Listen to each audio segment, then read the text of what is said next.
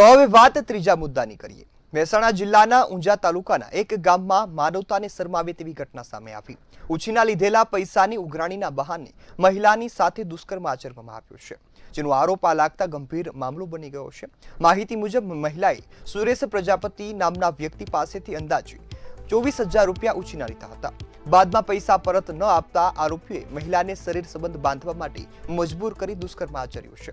એકવાર દુષ્કર્મ કર્યા બાદ આરોપી વારંવાર મહિલાને બ્લેકમેલ કરતો હતો અને સંબંધ બાંધવા માટે દબાણ કરતો હતો। મહિલાએ ઇનકાર કરતા આરોપીએ દુષ્કર્મનો વિડીયો વાયરલ કરવાની ધમકી પણ આપી। એટલું જ નહીં, આરોપીએ મહિલાના દેરાણીને પણ વિડીયો બતાવ્યા હોવાનો આક્ષેપ થયો છે। આ સમગ્ર ઘટનાથી માનસિક તણાવમાં આવેલી મહિલાએ ઝેરી દવા પીતા વિસ્તારમાં ખળભળાટ મચી ગયો છે। હાલમાં આ મામલે આરોપી સુરેશ પ્રજાપતિ સામે ઊંઝા પોલીસ સ્ટેશનમાં ગુનો દાખલ કરવામાં આવ્યો છે અને પોલીસે આ મામલે વધુ તપાસ અને કાર્યવાહી શરૂ કરી છે। પરંતુ મહત્વનો સવાલ એ થાય કે આ વ્યાજખોરો બેફામ બની રહ્યા છે, વચ્ચે મહિલાઓની સુરક્ષા પણ જોખમમાં મુકાઈ રહી છે। ત્યારે આપણી સાથે એડવોકેટ ઉજાસ યાજ્ઞિક જોડાયા છે। ઉજાસભાઈ, આપનું ખૂબ સ્વાગત છે મંતવ્ય ન્યૂઝ પર। જે આ ઘટના સામે આવી છે, ઉછીના રૂપિયાની લાઈમાં મહિલા સાથે દુષ્કર્મ આચરવામાં આવ્યું છે, આ ઘટનાને કઈ રીતે જોઈ રહ્યા છો ને શું સજા થવી જોઈએ? એકચ્યુઅલી આવા પ્રકારના બનાવો સમાજમાં હાલ વધવા માંડ્યા છે।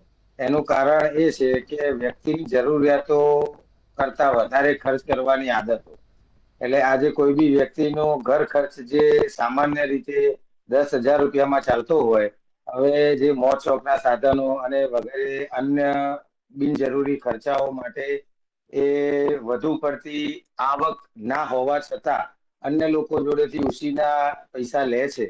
હવે આ પૈસા લીધા પછી પરત આપી શકતા નથી, તો એ બાબતે જે ઉઘરાણી કરવા વાળા એનો દુરુપયોગ કરે છે, એ ખૂબ નિંદનીય બાબત કહેવાય। કારણ કે આજે એ મજબૂરી અથવા એની જરૂરિયાત માટે એને જે રૂપિયા લીધેલા છે એના દુરુપયોગ સ્વરૂપે એનો કંઈ બી ગેરફાયદો ઉઠાવે તો આવા વ્યક્તિઓને કડકમાં કડક સજાના પ્રાવધાન બી આપણી ભારતીય ન્યાય સંહિતામાં છે।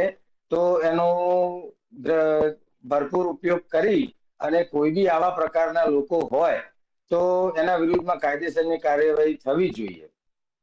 હવે આ જે ઘટના સામે આવી, જેમાં વ્યાજે રૂપિયા લઈને ત્રાસ આપવામાં આવ્યો છે, તો વ્યાજે રૂપિયા લીધા બાદ એવું કોઈ કાયદામાં જોગવાઈ છે કે જેનાથી સમય વધારે મળી શકે અથવા તો પોલીસનો સહારો લઈ શકે? જી, આવી રીતે કોઈ બી વ્યક્તિએ વ્યાજે રૂપિયા લીધા હોય તો પહેલા તો એ વ્યક્તિ એ વ્યાજે રૂપિયા આપવા માટે એની પાસે વ્યાજ આપવા માટેનું લાયસન્સ હોવું જોઈએ, નાણાં ધીરધારનું। હવે આવા કોઈ પ્રકારના લાયસન્સ ધરાવ્યા વગર કોઈ બી વ્યક્તિ પાસે વ્યાજ ઉઘરાવવું એ કાયદેસરનો ગુનો છે। એ મની લોન્ડરિંગ એક્ટ હેઠળ બી ગુનો એના વિરુદ્ધમાં થઈ શકે છે।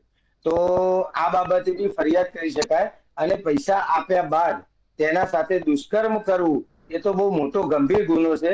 કારણ કે કોઈ બી વ્યક્તિનો મજબૂરીનો ફાયદો ઉઠાવી આવા પ્રકારના વ્યક્તિઓ અથવા હું એને સમાજમાં દૂષણ ફેલાવી રહેલા વ્યક્તિઓ વિરુદ્ધમાં ઘણા બધા પ્રકારની કલમો હેઠળ જેમ કે BNS ની કલમ 62 થી 65 સુધીમાં દુષ્કર્મ માટે 10 વર્ષ 20 વર્ષ સુધીની સજાની જોગવાઈ છે।